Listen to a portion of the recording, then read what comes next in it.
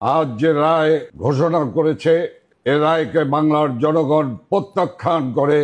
এই রায়কে বাংলার জনগণ মানে না, মানবে না। এই রায়ের প্রতিবাদে আগামীকাল সারা বাংলাদেশে সকাল সন্ধ্যা শাটডাউন পালিত হবে।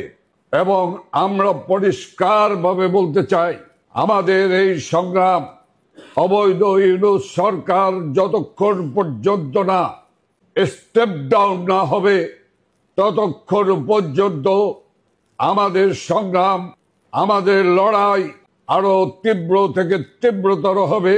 আমি বাংলাদেশের সকল মানুষের প্রতি মাননীয় প্রধানমন্ত্রী, গণমানুষের নেতা, বাংলার অবিসংবাদিত নেতা, জাতির পিতা বঙ্গবন্ধু কন্যা শেখ হাসিনার সালাম এবং কৃতজ্ঞতা জানিয়ে বাংলার জনগণকে আমি তার অভিনন্দন জানাচ্ছি। আমার সুপ্রিয় ভাই এবং বোনেরা, এই জালেম সরকারের কাছ থেকে মুক্তি পেতে হলে এই জালেম সরকারকে, এই খুনি ইউনূস সরকারকে পদত্যাগে বাধ্য করতেই হবে।